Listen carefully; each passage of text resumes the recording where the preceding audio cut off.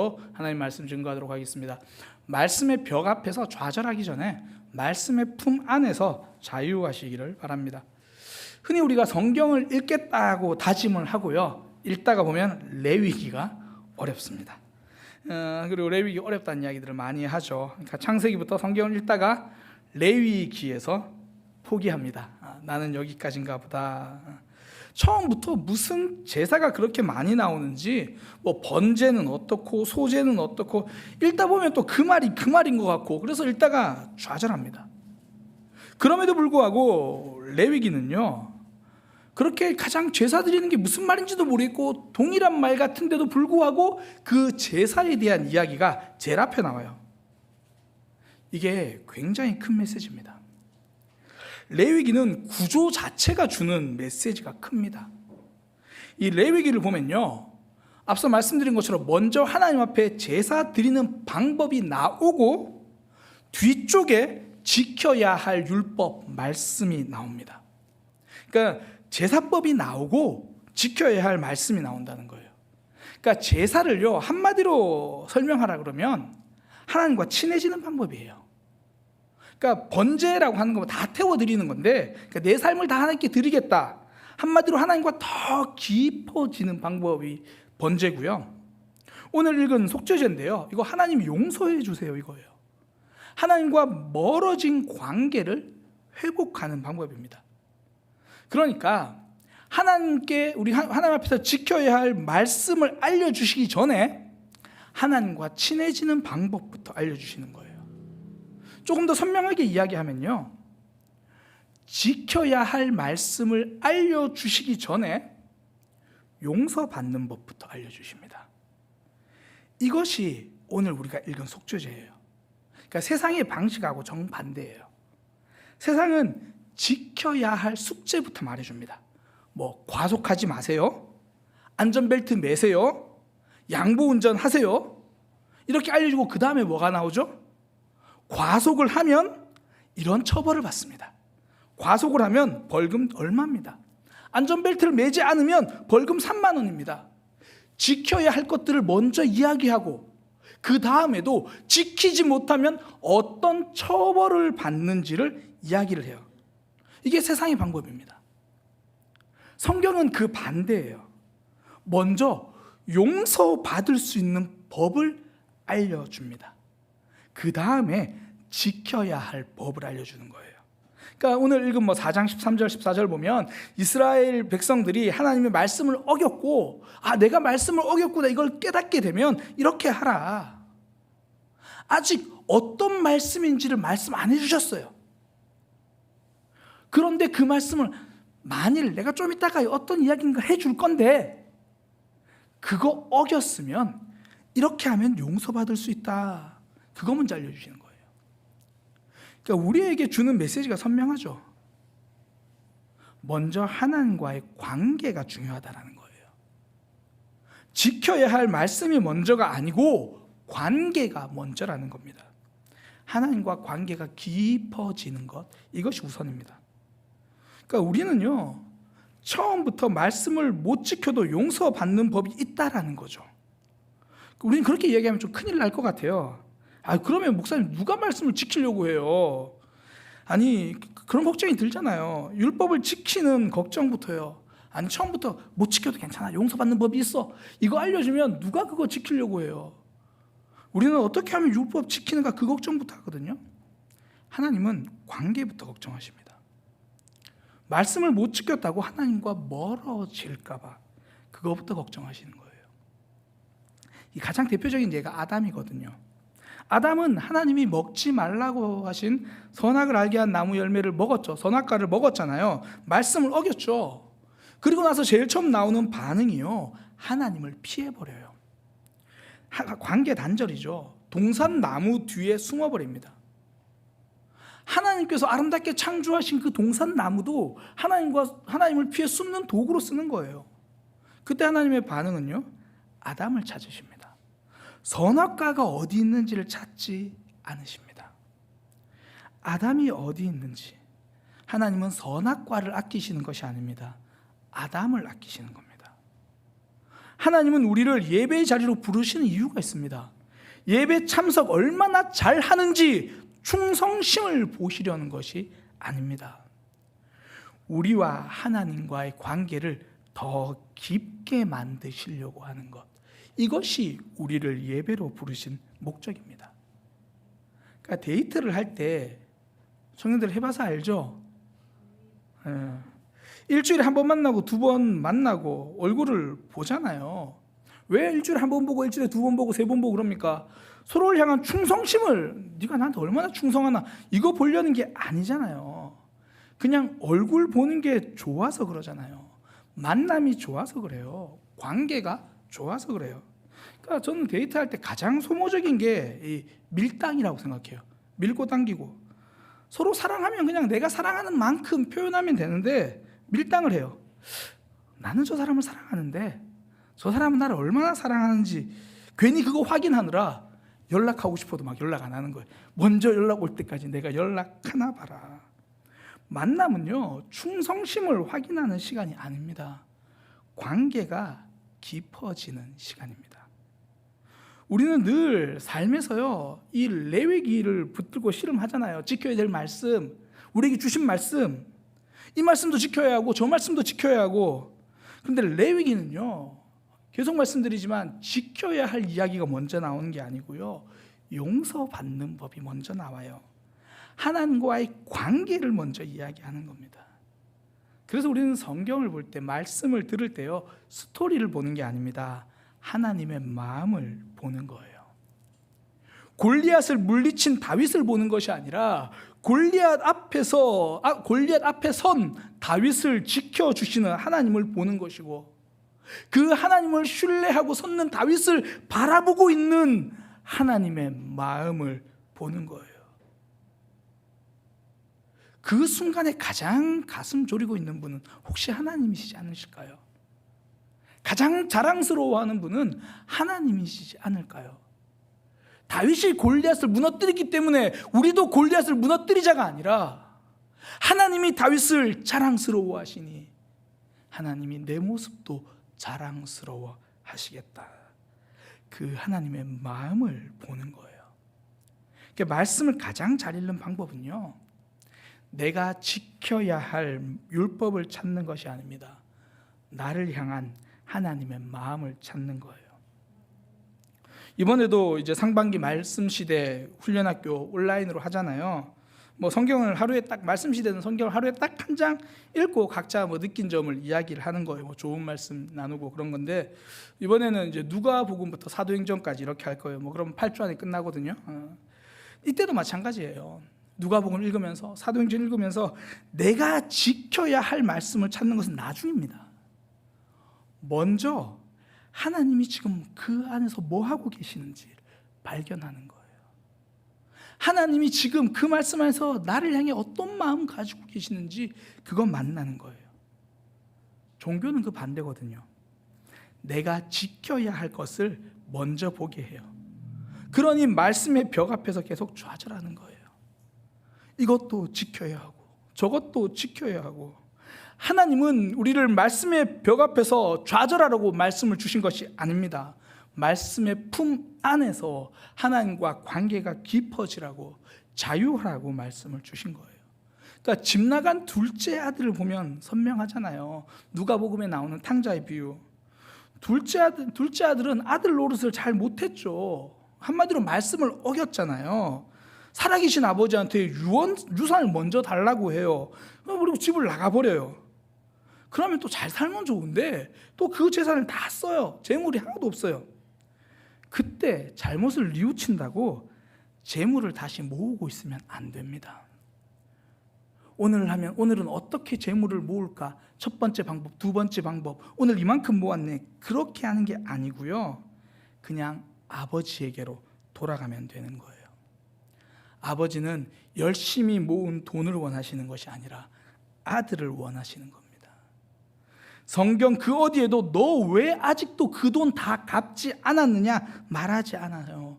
돌아와 주어서 그것만으로도 감사하다고 잔치하는 거예요. 자녀들도요, 어릴 때는 부모의 말에 집중하잖아요. 부모님의 말, 공부하라는 말, 일찍 들어오라는 말, 그 말에만 집중해요. 철들기 시작하면요, 부모님의 마음에 집중해요. 일찍 들어오라는 말 속에 나를 걱정하는 그 마음을 보기 시작하는 거거든요. 아직까지 일찍 들어오라는 말이 듣기 싫은 청년들은 철이 덜 든 거예요. 일찍 오라는 게 아니고요, 걱정된다라는 거예요. 밥 먹었는지 묻는 그 한마디 말 속에는 우리 자녀들이 고생하지 않기를 원하는 마음이 있는 거거든요. 저도 아직 철이 좀 덜 든 것 같아요. 어머니가 항상 밥 먹으라 그러면 먹었다고 제가 자꾸 이제 그만 좀 하라고. 고생하지 말라는 거죠. 넉넉했으면 좋겠다라는 거죠. 풍성하게, 마음 풍성하게 살아가라는 거죠. 철이 들수록 말보다는 마음에 집중합니다. 레위기 제사법도 동일해요. 왜 나에게 송아지 드리라고 하실까? 왜 양을 드리라고 하실까? 하다못해 그거 안 되면 비둘기라도 잡으라고 하실까? 하나님이 비둘기 고기 좋아하시나? 하나님이 코리안이신가? 치킨인가? 후라이드 양갈비를 좋아하시나? 중국인인가? 죄 때문에 우리가 피 흘려야 하는데 양으로 대신해 주겠다라는 이야기죠. 비둘기로 대신해 주겠다는 거죠. 너희가 피 흘리지 말라는 그 마음입니다. 왜 우리에게 자꾸 기도하라고 하십니까? 기다려야 하는데 그 기다림이 필요한 일에 자꾸 헛힘 쓰면서 넘어지고 좌절하지 말라고 그 마음으로 기도의 자리로 부르시는 거거든요. 그러지 말고 기도해라. 네가 붙들고 애쓰지 말고 나한테 맡겨라. 하나님의 일하심을 경험하기를 원하는 마음이죠. 그러니 기도하라고 말씀하시잖아요. 양으로 제사 드리라고 하면 양에 집중하는 것이 아닙니다. 그 마음에 집중하는 겁니다.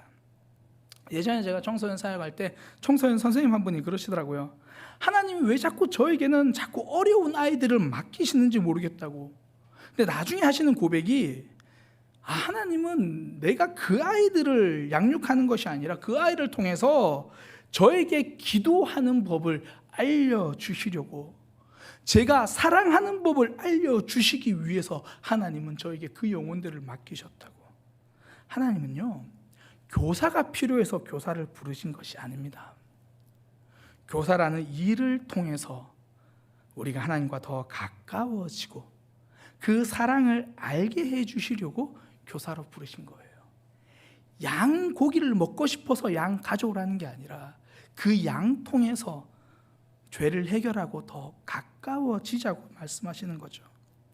하나님이 원하시는 것은 말씀을 잘 지키는 삶을 넘어서요, 말씀을 통해서 하나님과 가까워지는 삶입니다. 지켜야 할 말씀이 먼저가 아닙니다. 하나님과 관계가 깊어지는 것이 먼저입니다. 관계를 원하시는 거예요. 그런 의미에서 회개를 요구하시는 건요, 잘못에 회초리를 드시는 것이 아니라 화해하자고 손 내미시는 거예요. 죄를 지었으면 속죄제를 드리라고 그렇게 말씀하시잖아요. 오늘날 말로 하면 회개하라고 말씀하시는 거죠. 그 이유는 잘못했으니까 이제 처벌 좀 받자, 그 이야기가 아니라 어서 빨리 죄에서 떠나 화해하자라는 이야기죠. 성경의 예언서를 보면요, 이스라엘 백성들에게 회개하라는 말이 정말 많이 나와요. 회개하라는 말뿐 아니라 회개하지 않으면 심판받을 거라고 말씀하십니다. 멸망할 거라고 심판도 이야기하십니다. 잘못했으니까 심판이 포커스가 아닙니다. 회개하면 심판을 면할 수 있다가 포커스입니다. 회개는요, 우리를 막다른 골목으로 몰아가는 것이 아닙니다. 새로운 탈출구를 열어주시고 기다리시는 거예요. 그러니까 하나님이 다윗에게 나단 선지자를 보내신 이유는 죄를 밝혀서 너를 죽이겠다라는 것이 아니라 죄에서 돌이켜 살 길을 찾으라는 말씀이죠. 최근에 제가 얼마 전에 이제 아파트 건설사에서 일하는 분과 좀 대화할 일이 있었습니다. 그러면서 이제 공사 건설 현장에는 감리라는 일을 이제 하는 분들에 대해서 좀 이야기를 들었거든요. 이 감리라는 게 다른 게 아니라 아파트 공사를 하면 그 설계도가 있잖아요. 그 설계도대로 건물을 잘 짓는지를 검사 확인하는 사람이 감리예요. 그러니까 설계도에 보면 뭐 철근이 얼마가 들어가야 된다. 그러면 그 철근을 진짜 다 넣는지, 아니면 뭐 공사비 아낀다고 철근을 좀 빼는 건 아닌지, 뭐 그런 거. 그러니까 설계도 적혀 있는 대로 건물을 짓는지 확인하는 사람이 감리예요. 근데 어떤 경우에는 이 건설업체에서 이 감리를 추천한대요. 그러니까 우리가 건물을 짓는데 그거를 감시해야 되는 사람은 우리가 추천하는 거죠. 그래서 감리가 너무 꼼꼼하게 그 철근 부족한데 자꾸 꼼꼼하게 그러면 감리를 바꿔버린대요. 감리를 바꿔달라고 요구해서 감리를 바꾼다는 거예요. 감리는 꼼꼼해야 합니다. 감리가 꼼꼼한 이유는 건설사를 괴롭히려는 것이 아닙니다. 안전하게 건물을 지으려는 거예요. 나도 모르게 설계도와 다르게 살아갈 때가 있잖아요. 하나님과 더 가까이 가야 하는데 말씀을 좀 더 넣어야 되고 기도를 좀 더 튼튼하게 보강해야 되는데 나도 모르게 자꾸 빼고 사랑 빼버리고 그렇게 살아갈 때가 있잖아요. 그때 말씀이 감리 역할을 하는 거예요. 말씀이 더 들어가야 된다고, 사랑이 더 들어가야 된다고, 인내와 기다림이 조금 더 들어가야 한다고, 설교도와 지금 다른 방향으로 가고 있다고 알려주는 거죠. 괴롭히려는 것이 아닙니다. 살려주려는 겁니다. 안전하게 우리의 삶을 세워 가시려는 겁니다. 오늘 전사님이 말씀하시길 100일 만에 다시 시작한 금요기도회라고 그러더라고요. 금요기도회 많은 분들이 기다리시고 계셨다, 기다리신다, 그런 이야기를 제가 많이 들었어요. 여러 가지가 이유가 있겠죠. 하나님께 마음껏 찬양하고 싶다라는 이유도 있을 거고요. 혹은 내가 답답한 마음이 있는데 마음껏 기도하고 싶다는 마음도 있을 거고요. 뭐 여러 가지 마음들이 있을 거예요. 근데 어떤 분은 예전에 저한테 그러더라고요. 금요기도에 나가서 하나님께 진솔하게 회개하고 싶다. 나의 죄를 깊이 뉘우치고 하나님 앞에 고백하기 위해서 금요기도의 시간이 참 좋다라는 거예요. 그렇게 말씀하시는 분이 계시더라고요. 그러니까 자신의 잘못을 이야기하는 자아 비판이 저는 좋아요, 그런 게 아니고요. 자아 비판은 공산당이 하는 겁니다.